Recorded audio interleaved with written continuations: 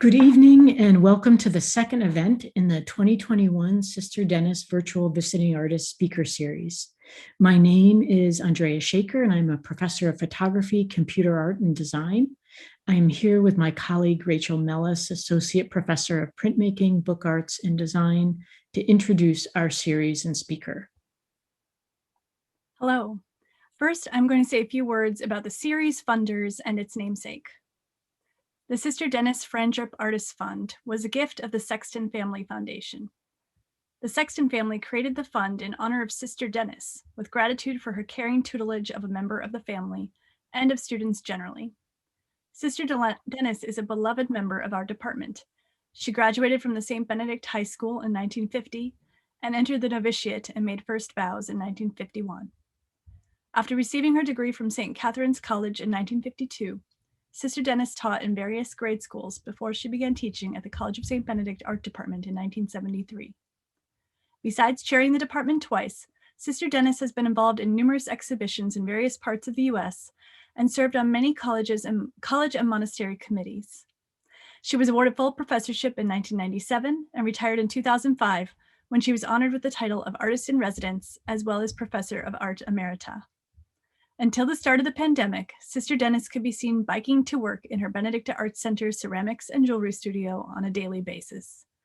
We, her colleagues in the art department, are grateful she is safe and well, and we can't wait to see Sister Dennis again.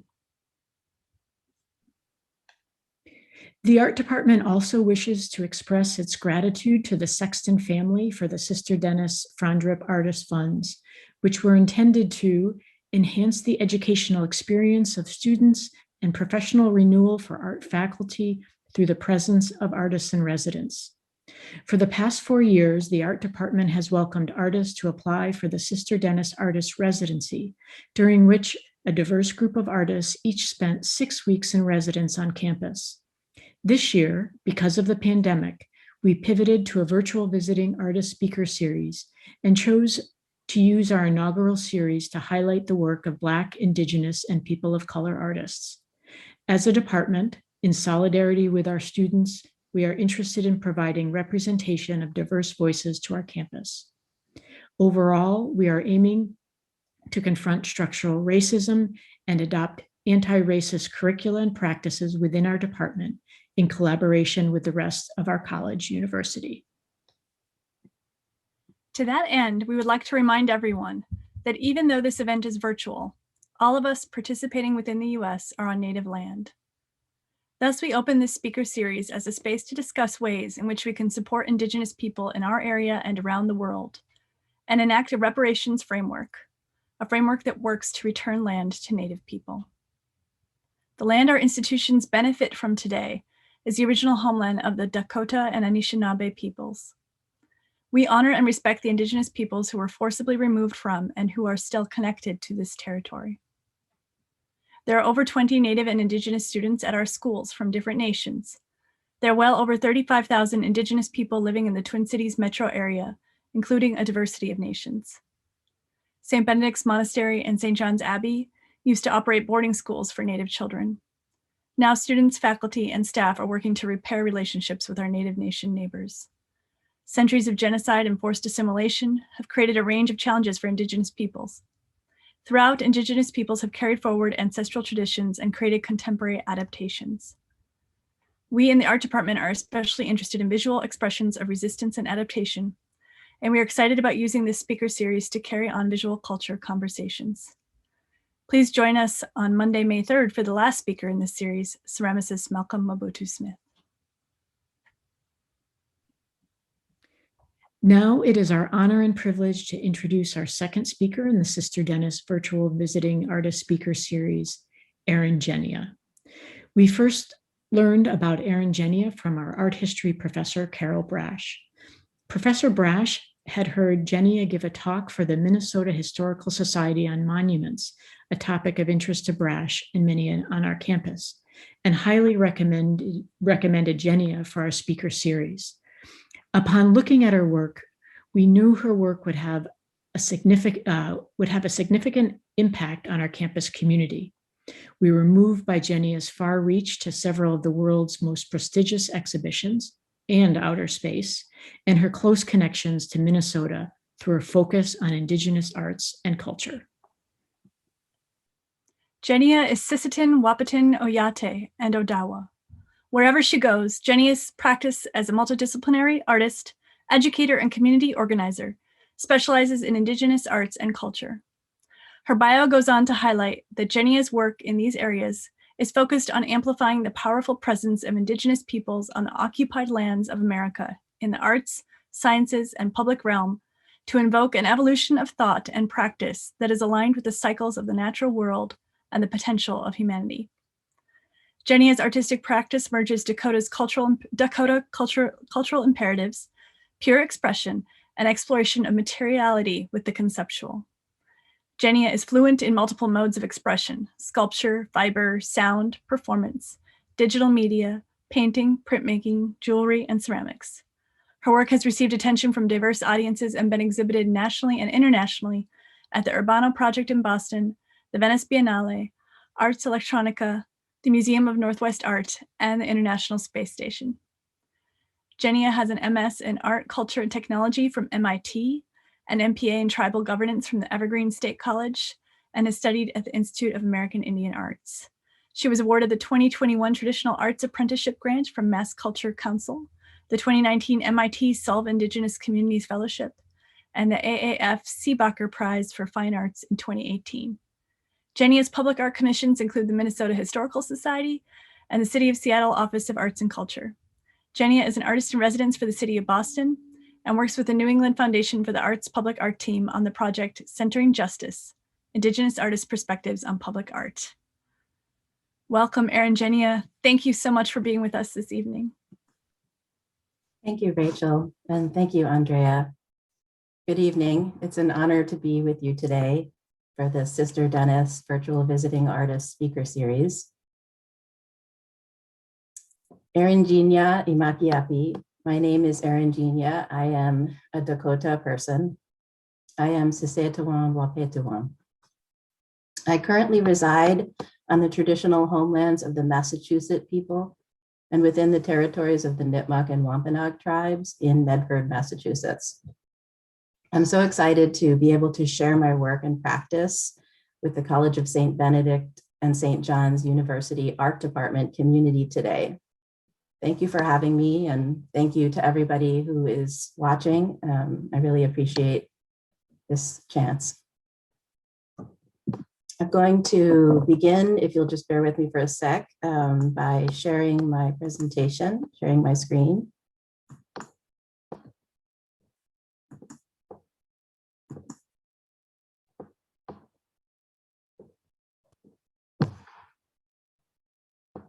So I want to begin by introducing myself and my work.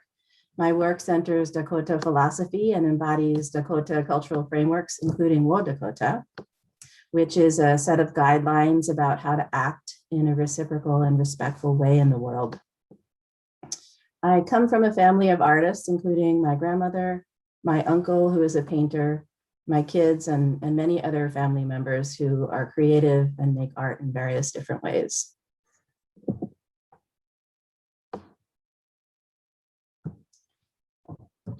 So I am a multidisciplinary artist, and I work across many different sculptural forms and media, including the traditional Dakota medium of chanupa ion, or pipestone. I also work in performance, sound, painting, ceramics, fiber arts, printmaking, and digital media. My work explores the intersections of science and technology, civic art practice, and Indigenous peoples' cultural fortification. I have a varied background, and some of that includes being a community organizer for many years on issues of human rights, environmental and economic justice, and Indigenous peoples' rights. As Rachel mentioned, I have a Master of Public Administration in the field of tribal governance, and I've worked professionally in Native American higher education and in the field of Indigenous arts, culture, and heritage resources. In 2019, I received my Master of Science in Art, Culture, and Technology from MIT, and I'm working as an educator, and I've taught a variety of interdisciplinary undergraduate and graduate courses at the Evergreen State College.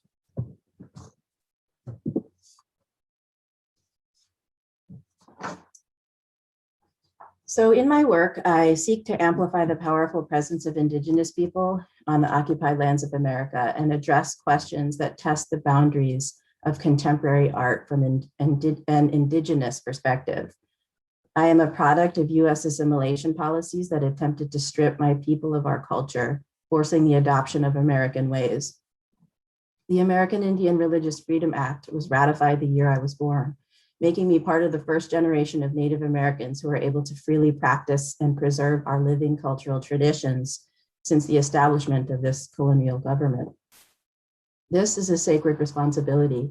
And what that means is that it often places me at odds with dominant structures and attitudes. My arts practice, my community-based work, and my teaching are all a function of this cultural imperative that I feel to contribute to Dakota cultural revitalization and evolution. So I'll share one of my most recent projects that's really exciting that just happened in 2020. It's called Chanupa Iong, Falling Star Woman. And this piece is a product of many years of research and study. I wanted to learn about traditional Dakota form and also wanted to interact with pieces and visit with pieces that live in museum collections. And so one of the things that I have done is I've gone to many different museum collections all over the country to spend time with and to learn from Dakota pieces. And a lot of those pieces, most of the pieces are made from Chanupa Iong, which is also known as pipestone, or it's also known as catlinite. I've been to the Smithsonian, National Museum of the American Indian, the National Museum of Natural History, the Peabody Museum, the Burke Museum, Minnesota Historical Society, and the Washington State History Museum. And I'll generally focus on looking at the pipestone pieces, but also look at other Dakota cultural items and other items. I have looked at clay works from pre-Columbian clay works from all over as well, because I also work in clay. So this pipestone is a sacred material, and there's many protocols that are involved when working with this, and only Native American people can quarry this stone because of its sacredness. It comes from the area which is today known as the Pipestone National Monument, which is a traditional place where Dakota people have been stewards, and many Indigenous people from all over Turtle Island and the continent would come to get stone for their ceremonial pipes. And so like I said, there's many protocols involved in working with the stone. And one of those is that you cannot waste any of it. And so I often have these little pieces that are left over.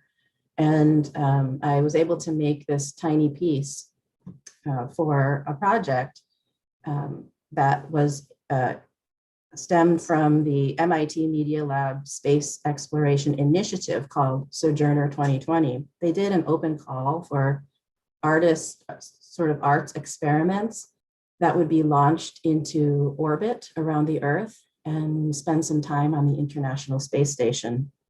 And so in this payload of international art projects, there were about 10 artist teams or artists who were able to create use a tiny little piece, because whenever you send anything up into space, weight matters when you're going against the weight of gravity. So all of the pieces were tiny. And so I thought that this would be a perfect way to send this sacred stone into orbit. I had a tiny piece. So the piece, it traveled to the International Space Station and it was up there for a month. And when I received it back down, when it came back down during the pandemic, my son and I, we opened up the package that had it shipped back to us. And we calculated that it had traveled over 14 million miles just falling in zero gravity, or I guess I should say in microgravity, because the International Space Station orbits the Earth once every 90 minutes. And so this piece, I felt very honored and very, I felt like that this opportunity would allow me to express this really important aspect that I think is a part of the work that I do. That is, Indigenous people must be at the table when any work is happening around science, technology, and space travel. And so this was an example of that work. So I would like to share with you in this next slide, I made a little video about the story of it.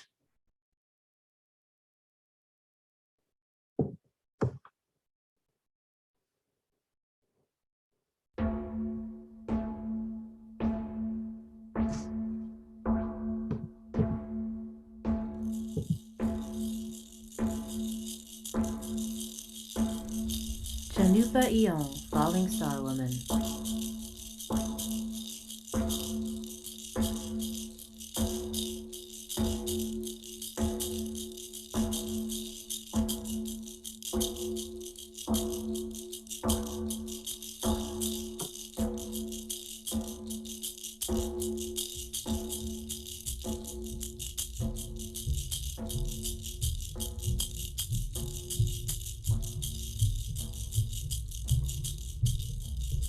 Chanupa Ion, Falling Star Woman, will be launched into orbit on the International Space Station as part of the Sojourner 2020 project. Carved from the traditional Dakota material of Chanupa Ion, also known as pipestone or catlinite, this tiny piece depicts the legend of a stargazing young woman who travels to space, marries a star person, and gives birth to a star child. Over time, she misses her family, friends, and her work as a plant medicine healer. She decides to leave her home in the stars and return to her people on Earth. Using the thread of her woven dress as a rope, she climbs down from the stars. However, the thread is not long enough.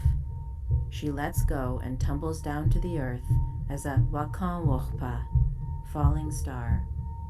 The carving, which weighs only 0.86 grams, shows the moment she is transformed into a falling star. Chanupa Ion is a sacred material, so this piece was prepared for its journey in orbit through ceremony. It represents a symbolic prayer for peace and for the self-determination of Indigenous people all over the globe.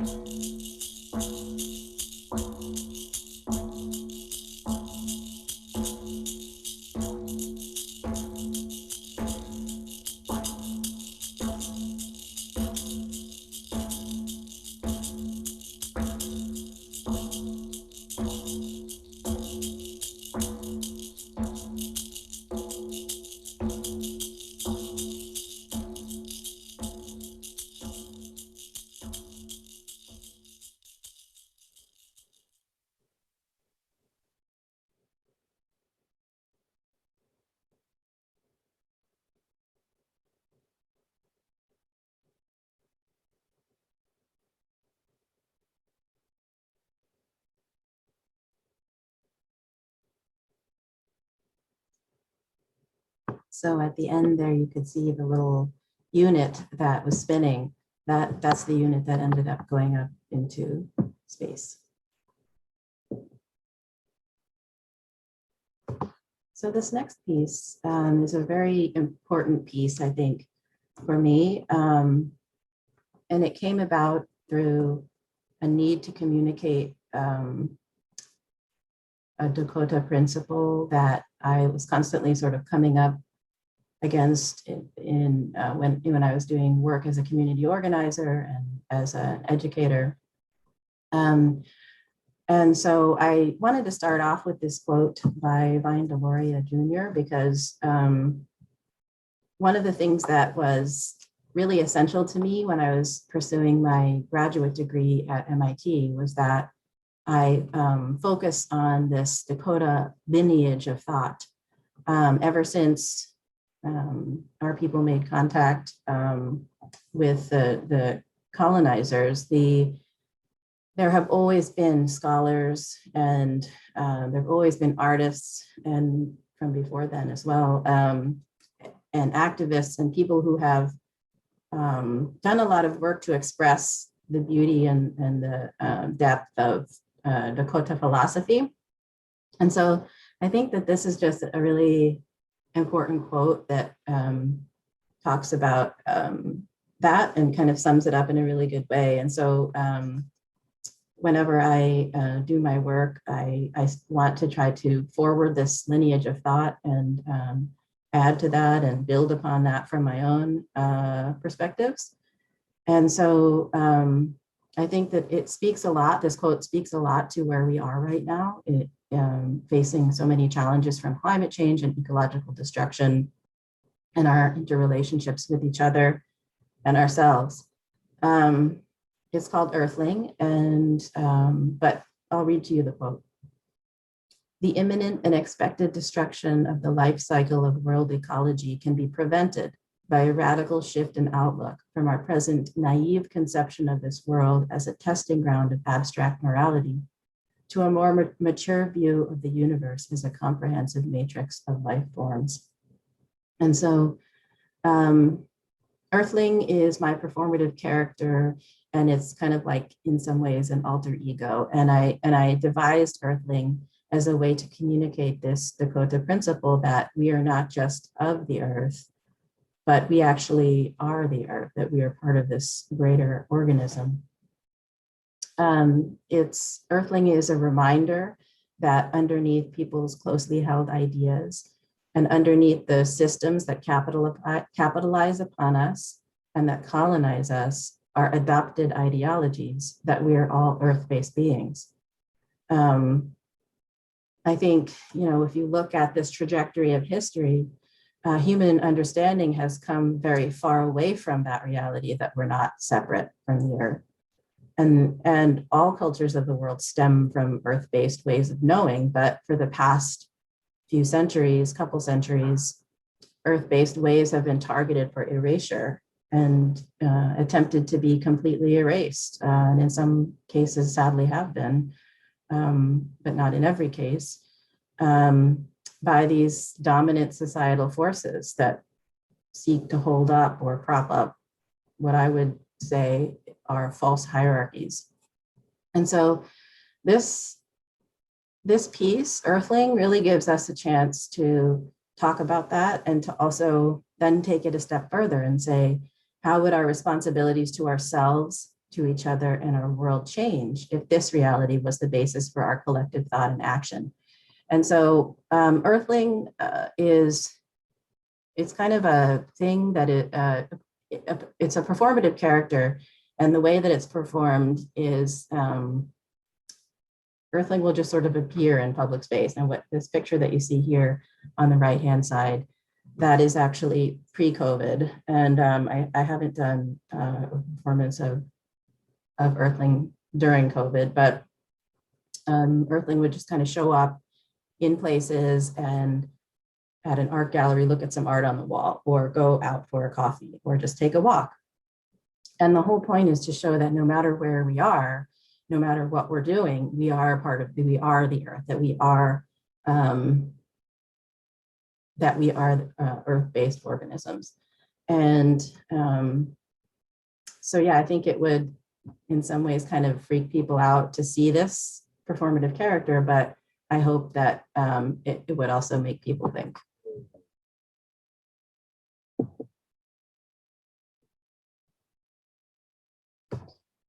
So this is called Acoustic Teepee, And it's a sculpture that I made.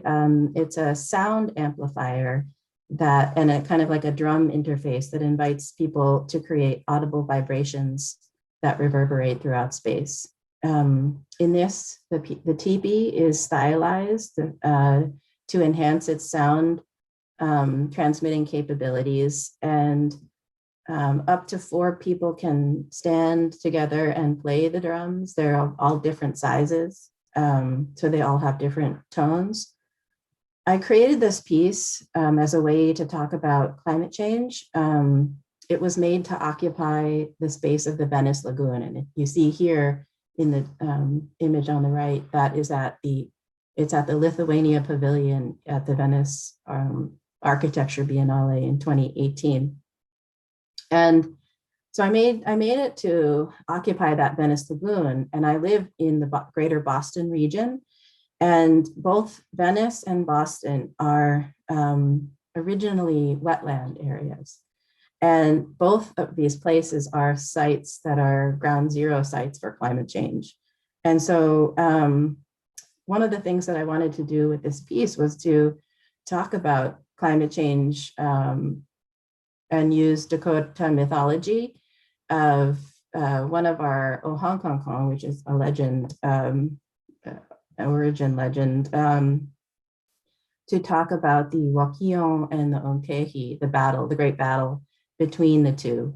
It's a battle that is from ancient times, and it describes this, in a way, it describes the same things that we're seeing with climate change, because the Wakion are thunderbirds, and they govern the storms and the clouds and the atmosphere. And the Onkehi are water serpents, and they govern things like tides and peril at sea, and so this what we're seeing today is that these spirits are being agitated again, and that we're seeing increased flooding, and we're seeing increased storms.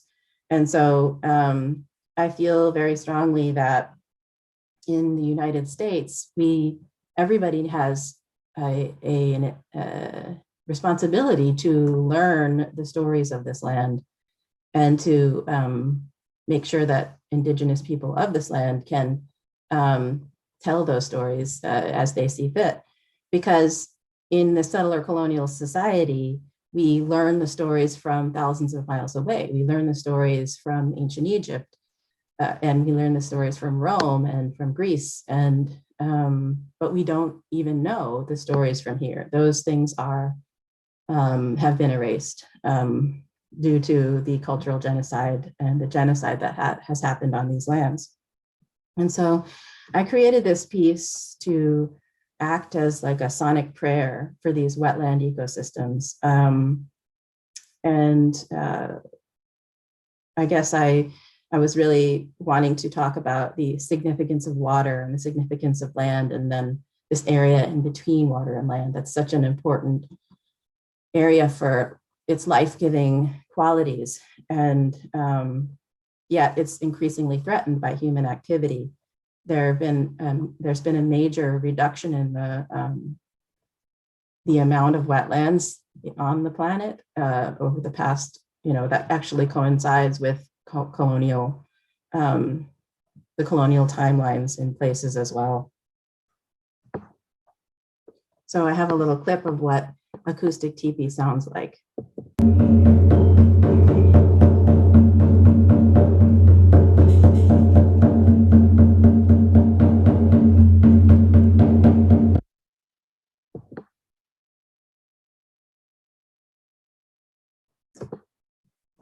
This piece is called Invisible, and Invisible really has provided me with a symbolic skin of protection against pervasive cultural supremacy. As a Dakota person, I experience cultural supremacy as a tool of the dominant culture that sets itself as the standard, forces assimilation, and constantly perpetuates itself to reinforce structures institutions, and attitudes that maintain a limited picture of reality. I created this piece because I find myself wondering, is white cultural supremacy that expropriates and erases other cultures a translucent veil so permeating it's nearly invisible to those living under it? Here, and you'll see this in a lot of my work as well, that I use the Morning Star form as an expression of cultural power, and because it describes so much. And here I'm using it to transform that, and to help, to remind myself that other realities are possible.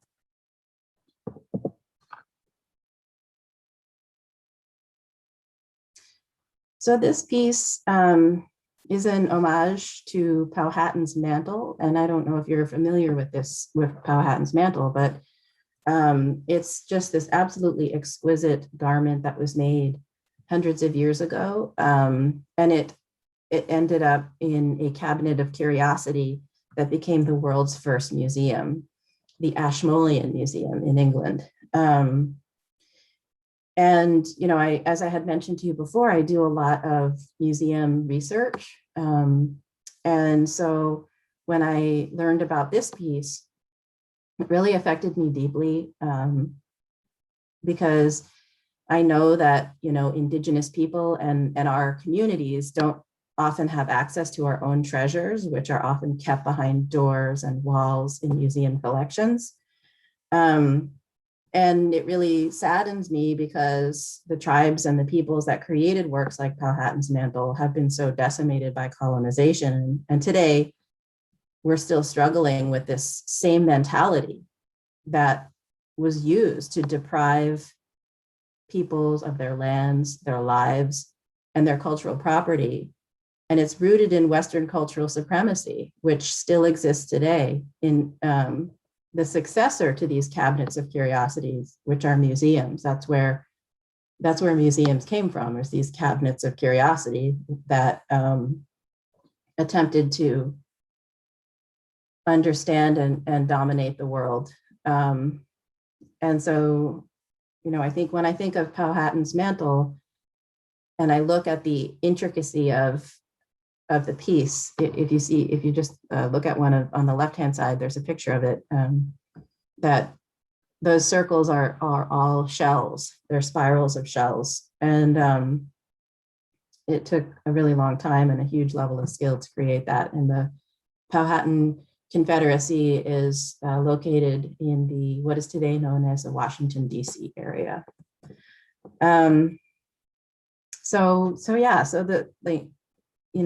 That a piece of such cultural significance as Powhatan's Mantle ended up in the world's first museum as an oddity, as a prize, as a specimen. It has set the tone for how museum spaces thereafter have treated Indigenous people and treated our cultural items. There's a lot of work that's happening now to address this legacy, but much more has to be done to make this right. And I think people really need to take the lead on that. So I created this piece on the right-hand side, as I was thinking about all of these things. And I actually first attempted to recreate the piece because when I'm doing my research on traditional form, a lot of times I'll try to recreate or make the piece as I studied it. And but I couldn't do it. It was so beautifully done and it was so intricate that I just didn't have the skill. So what I did do is I created this large spiral of shells here. Those are ceramic shells that I made that were spaced to represent culture loss, loneliness, but also continuity.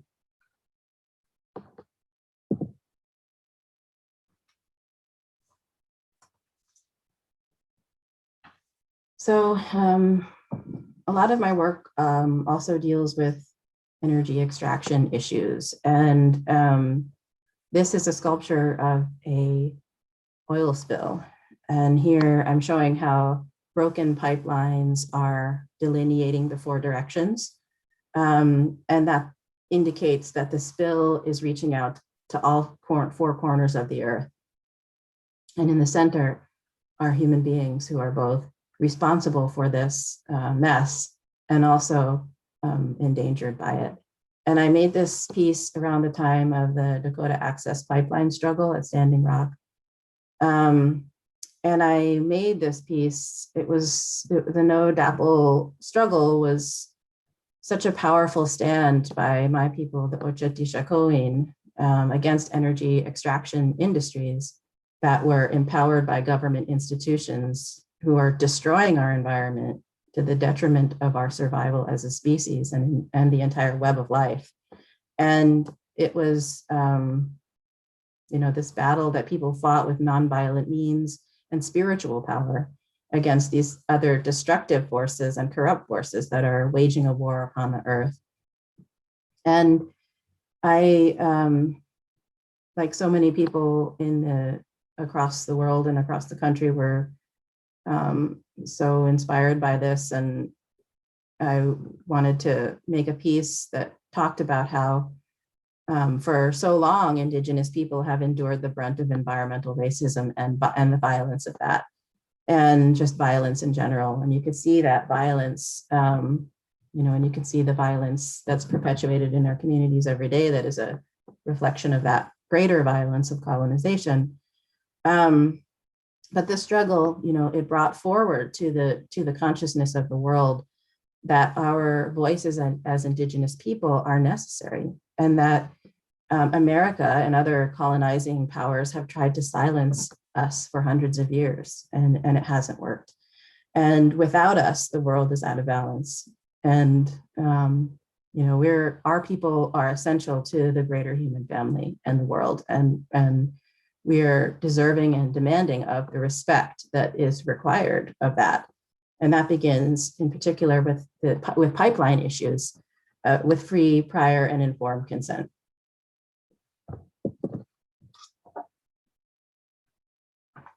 So here are some other pieces that I have done about energy extraction. And I work in clay quite a bit. And I started to make these pieces that sort of were winding around, and to show pit mines that so much of the materials that we use, in our society today comes from that. And as I mentioned to you before, that Dakota philosophy holds that humans are not separate or greater than the earth and its processes. And so with this in mind, how can we approach drastically changed landscapes that have resulted from widespread human-caused environmental degradation? Once the sought-after parts of the Earth's body are taken and processed into the essential elements that make modern living possible, what happens to the landscapes left behind? Using the earth itself in the form of clay, these vessel-like representations explore those contours. And due to this history of assimilation, I'm not fluent in my language, but I am learning. And I want to explore the concepts that I'm working with through Dakota language. And that's part of my process and part of my study. And so some of the words that I was thinking about with regard to this series are ihpea, which means to discard or throw away. And in these pieces, it's used here to describe the increasing number of places on Earth that are spent, trashed, contaminated, detonated, and destroyed. And increasingly so as we think about our reliance on technologies that require rare earth minerals and the energy that we need to power our computers. Another Dakota word is pichashni, which means broken beyond repair or unfixable. And in this context implicates Western philosophies of separation from nature and the hierarchy of man, which have been compounded over hundreds of years of dominance. And it has actually caused widespread ecological collapse and climate change. And that is what we need to grapple with I feel like everywhere you look, you can see these landscapes that have been altered by modern living. And what's harder to see is the imperative of remembering our deep relationship to the land we live on, or the land we are, no matter where we are.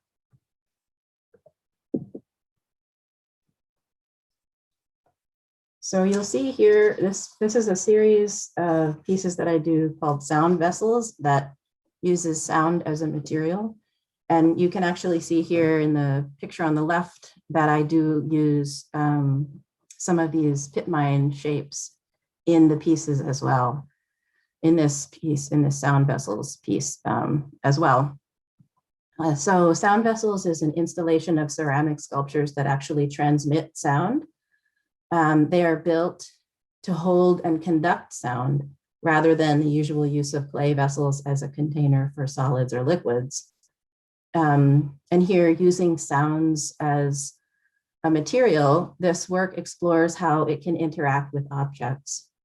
And so I have been using this as an experiment to see how sound and the material of the earth of clay can interact with different shapes and different forms, and how the sound then is projected. So, as I mentioned, my work centers Dakota philosophy. And so there's a lot to that. But one of those things is that all things exist within this continuum of life. And this foundational philosophy or concept of mitakuye oyasumi, that we're all related, that we're all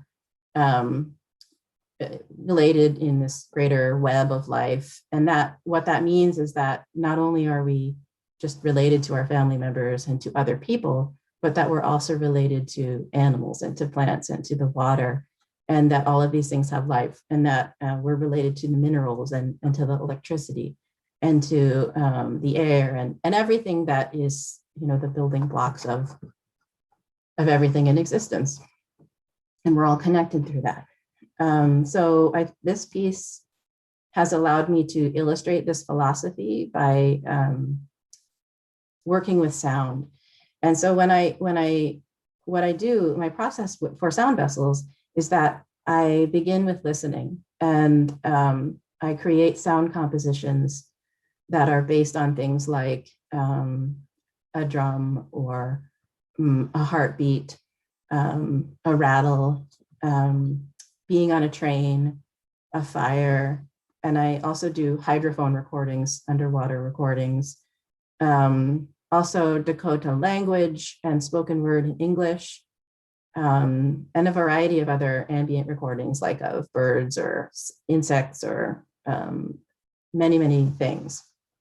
And so I put these together in different sound compositions, and then through the listening process, then create pieces, sculptural forms that will project those sounds. And so in this iteration of Sound Vessels, which was an installation at the Urbano Project in Boston, it's a 12-channel randomized orchestra of objects. And I tried to recreate the experience for you a little bit here over Zoom. So I have a couple of sound clips that I would like to play.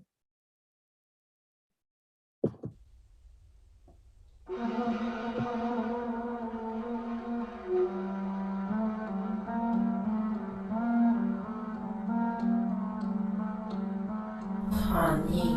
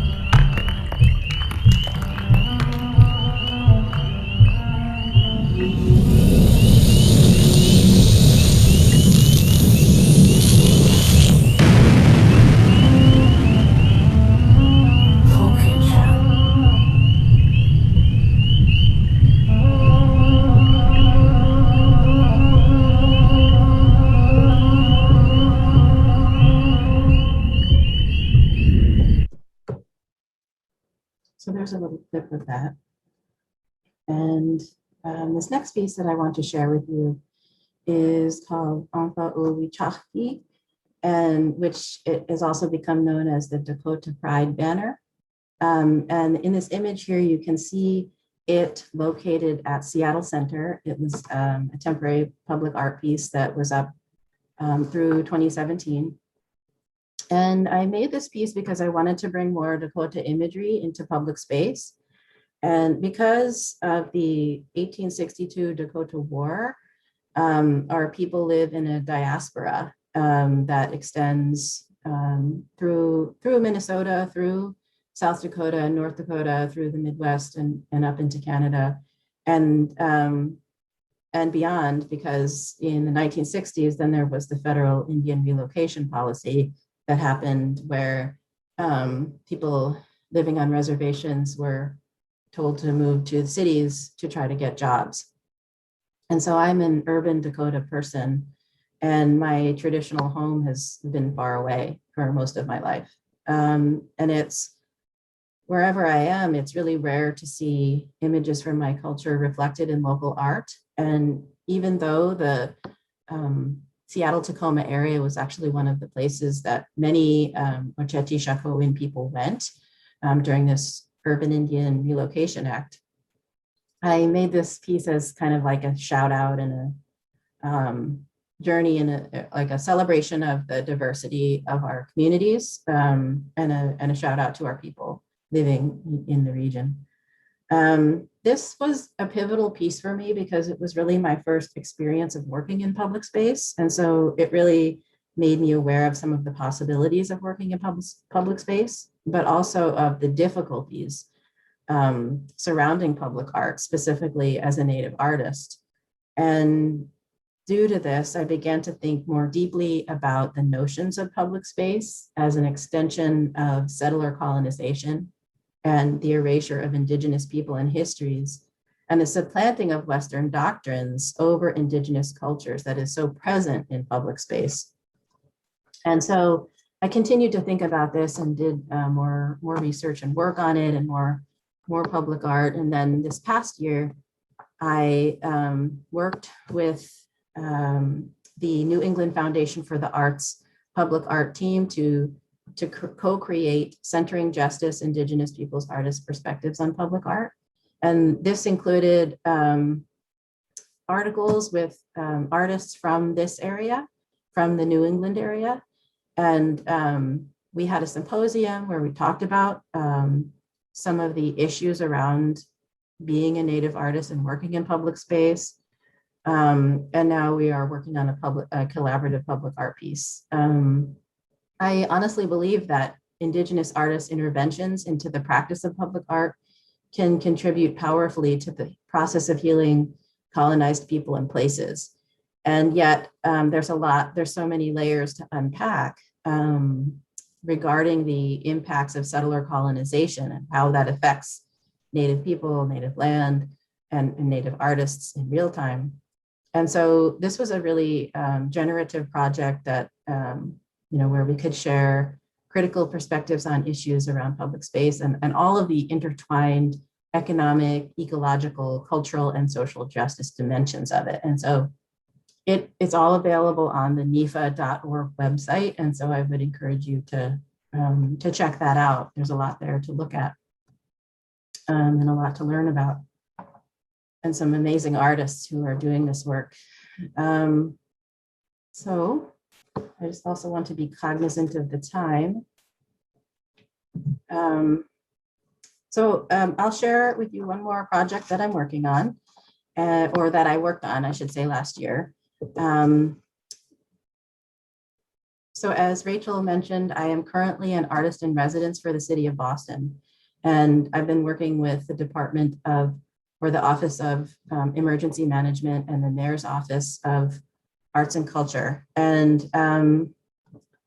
it's pretty much since the pandemic started was also when my residency started. So it's been very intense experience. One of the things that came out of my residency last year was this panel series that I organized called Confronting Colonial Myths in Boston's Public Space.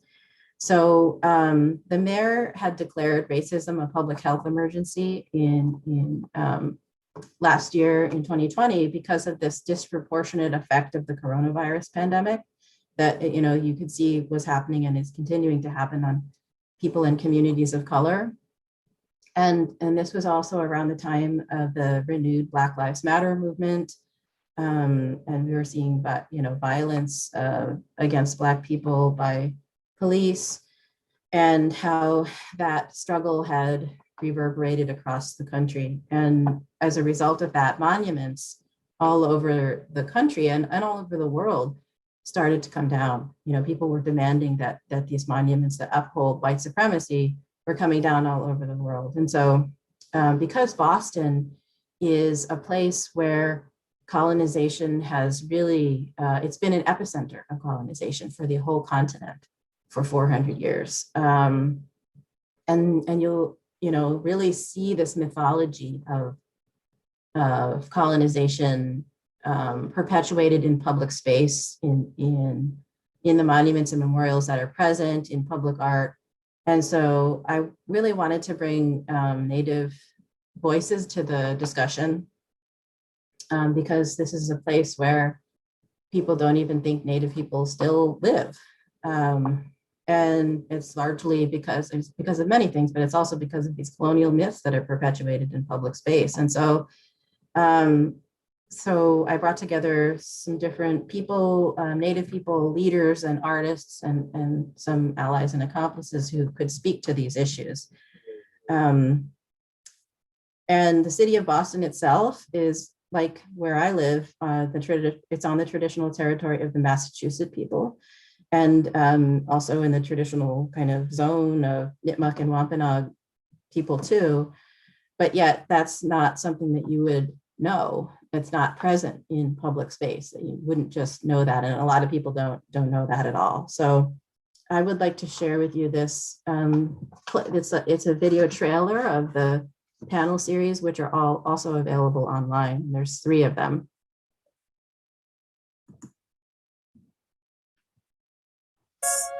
I am choking, suffering, on visual representation that demands that I don't exist.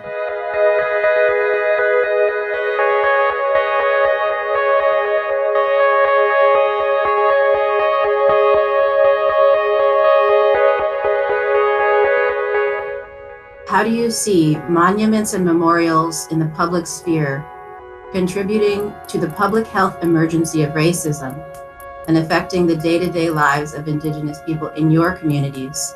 What work are you doing to combat this or to draw attention to this? Things are so covered up here, and it has an impact in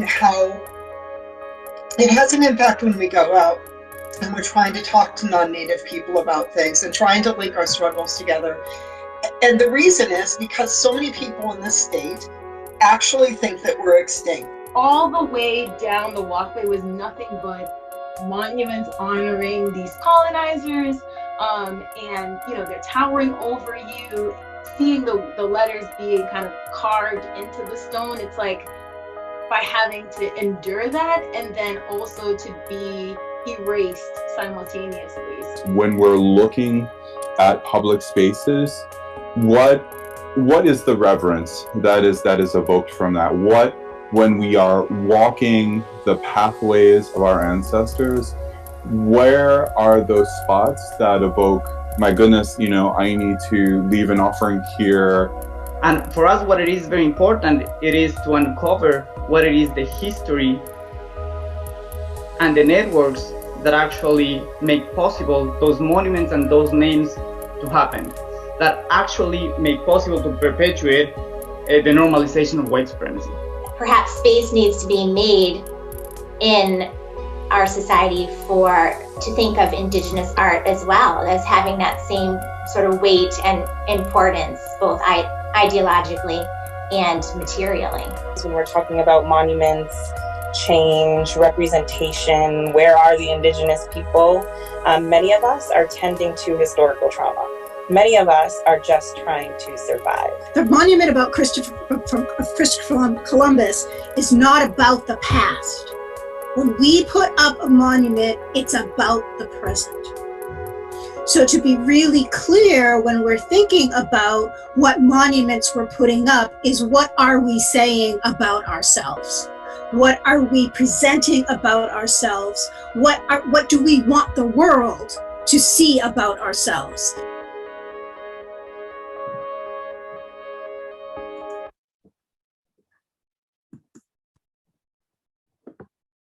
Okay, so that's my presentation. Thank you so much for being with me tonight and hearing my words and seeing my work. And thank you so much, Erin. We so appreciate your words and look forward to further discussion. We invite viewers to use the Q&A function to submit questions, which we'll select for the Q&A. While you gather your thoughts, we will add a quick thank you to our colleagues and student employees for their suggestions of speakers and promotion of our series. Our thanks also goes to our colleagues in academic affairs, informational technology, and marketing and communication for their support of the series. Thank you so much, Erin. Before we get to the questions, and I hope that audience members will feel free to add some, but I know Andrea and I have a couple as well. We'd like to remind everyone watching of three things. First, I'll say again that we have one more speaker in this series, Malcolm Mbotu Smith, on Monday, May 3rd, also at 7 p.m. Second, just a quick brag that we in the art department faculty, we have work on display in the BAC Gretzky Gallery right now as part of the Fine Arts Programming exhibition series. So we encourage you to go visit our work and especially to see the pottery of Sister Dennis, who we spoke about at the start. You can bring your classes with masking, social distancing, of course, during the gallery's open hours. And you can hear a recording of us presenting on our work on the FAP webpage.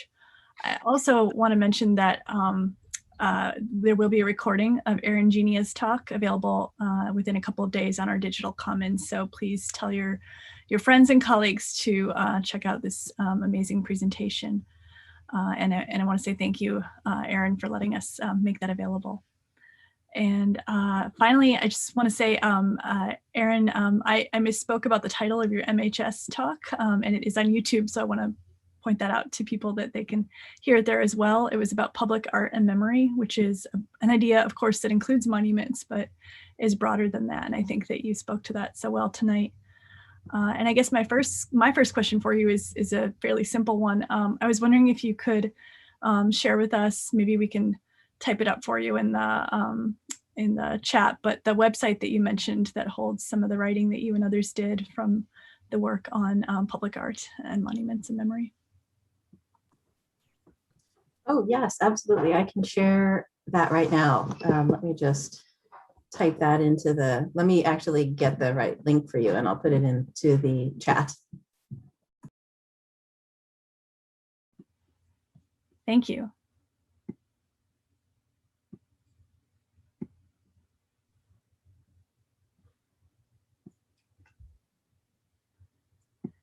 And then we do have a question in the Q&A about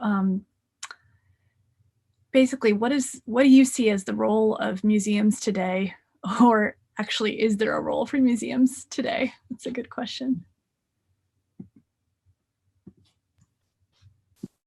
That's a good question because actually museums have been a proponent of colonization and a tool of colonization.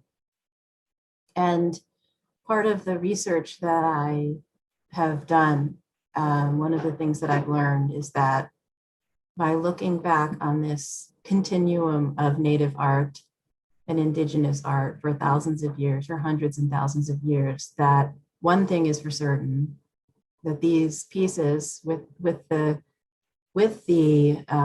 exception of some of the pieces within the last, I would say, century or so, were not made to be in a museum. And so that is a very strong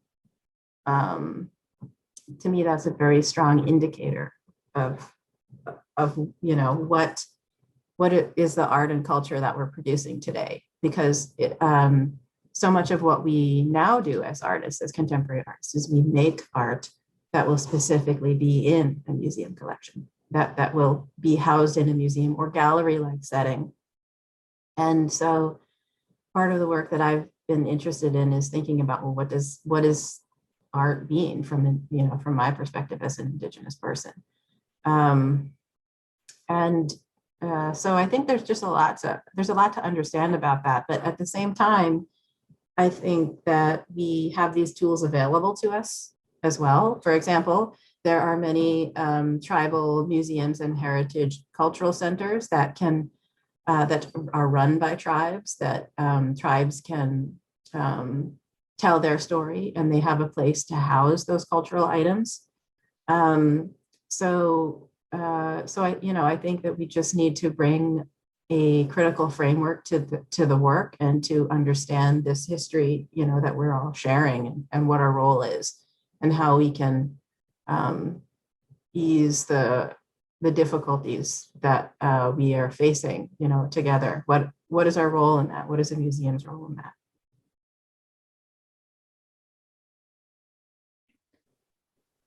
Thank you, Erin. I have a question. I was wondering, you spoke earlier about the need for Indigenous people that must be at the table in terms of space travel, space exploration. And I was just wondering if you might elaborate on that and the significance of the voice at the table. Yeah, thank you. I think,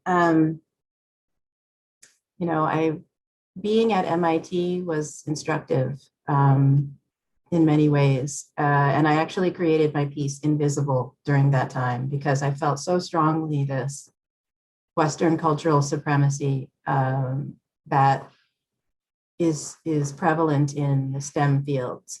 And it really comes from, it actually, also does come from this history of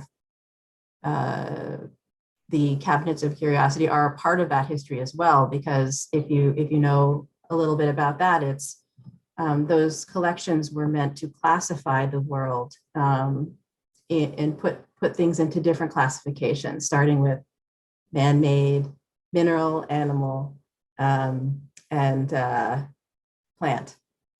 And so that classification system is still so prevalent in science and technology. And what it does is it creates these separate boxes that people are operating in these different systems. And a lot of times they're siloed from each other. And so I feel like a huge part of the conversation around space travel these days is like, we're going to go and colonize Mars. We're going to go and colonize the moon. And without looking at that history, that trajectory of how has colonization, we're asking the question, has colonization helped us? Has it, in what ways has it brought us lower? Has it actually prevented us from realizing certain things that are essential to life?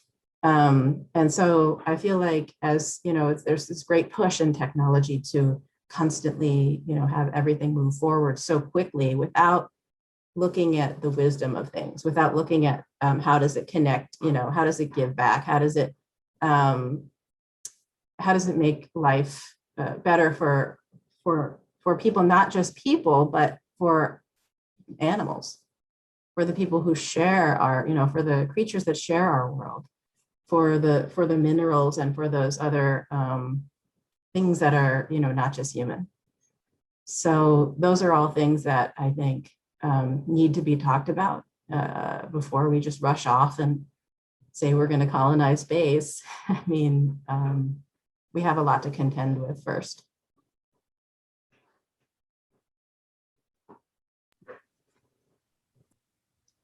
Thank you. Yeah, thank you.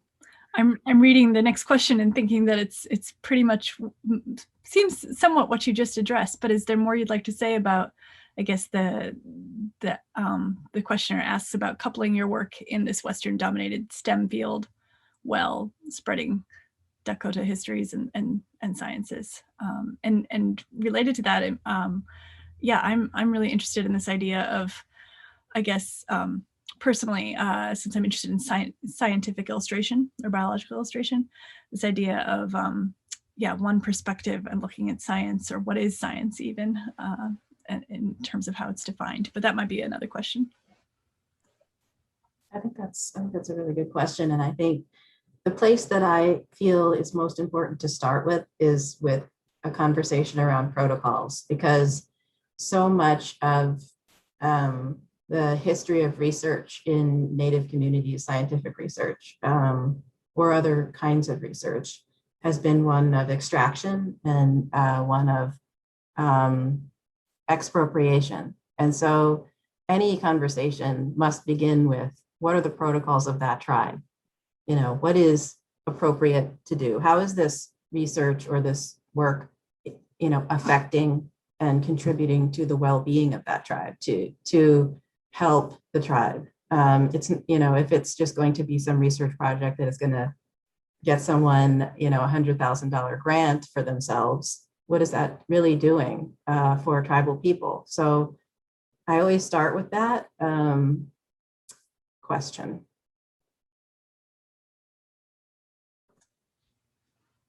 That relates to another question that I wanted to ask you too, which is, has to do with the idea of, you talked about, I think, protocols for working with specific materials. So especially the pipestone and the sacredness of the material.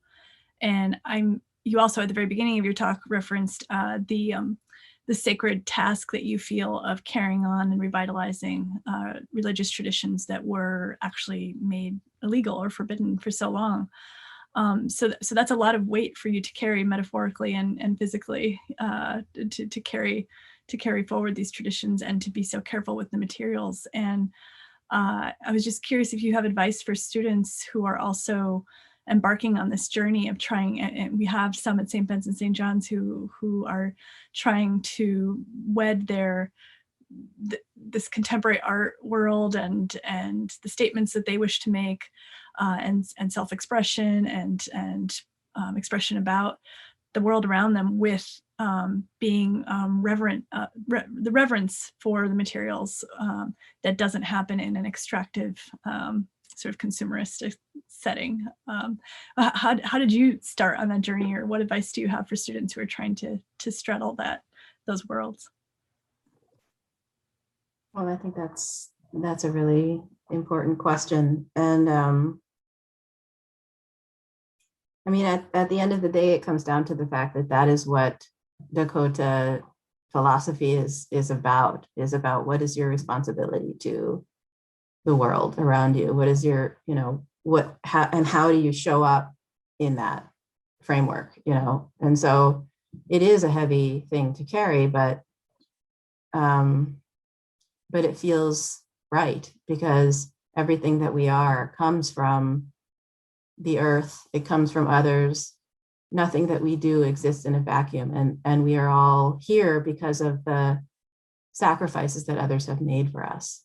So what sacrifices do we make for others, you know, to live and thrive and survive? And so that's at the heart of you know, how I try to approach my work. And I think that's very hard to do in a Western dominated world, because so much of this, the way the world operates, tells us that we don't, you know, that we don't have to worry about that. There's no accountability, really. So when you, you know, so you have to take that accountability on for yourself. And I think I would like to see institutions be more accountable to those things, to you know, what are the materials that we're using? Where are we getting these things from?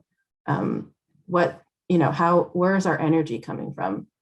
Is there a way that we can make a less impact on the world, and not destroy whole environments so that we can do something, that in the long run is really not moving humanity forward, but yet it is taking away from our own survival in the future. So I think those are really important questions. Yeah, I think part of what you raise is what's the alternative weight to carry the burden of knowing that you in a broad sense, not you, but like that you didn't make sacrifices, that you didn't do things to improve the state of Earth. I think you just shed really excellent perspective on that. Thank you. Thank you. I think we have another question that's come up, and I think it's a question about audience, and who you see your audience as. I guess that it probably does vary for each piece. But I think that it is, I guess what I'm trying to do with my work, and it goes back to this thing that I mentioned earlier about, what is art from an Indigenous Dakota perspective? What does it mean? What is art? And so when I boil that down, it is a creative spirit that I harness within me, within my physical, within my body. And it comes out of me, whether that's through doing things to make things, or doing things, writing or organizing with people, or being with people. I think that there are so many ways that the creative spirit comes out. And so I don't know. I mean, I think in terms of audience, I try not to think about audience at the phase of me being with the creative force and having the creative force coming through me. But I will say that once that piece, or once that thing is made, then the question of who is this for becomes relevant. And I think that there's a way that the pieces can live with many different audiences, depending on how they're framed. They can be educational tools for people of many different backgrounds. They can be thought of or seen in different lights. That once they come out of me, they have almost a life of their own, and they can do other things. So I, as the artist who made them, can help to shape that by, I guess, creating conversations around what is possible now that the piece exists.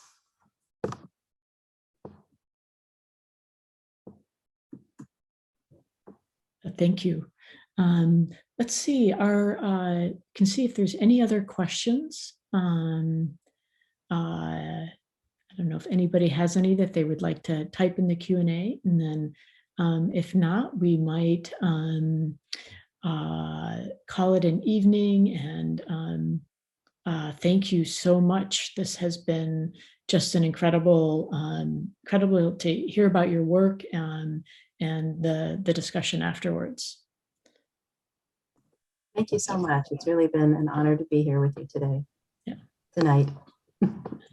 Thank you so much, Erin. Thank you. Thank you. We look forward to we hope to converse with you again sometime. I would love that. Yeah. Thank you. Take care. Good night, everybody.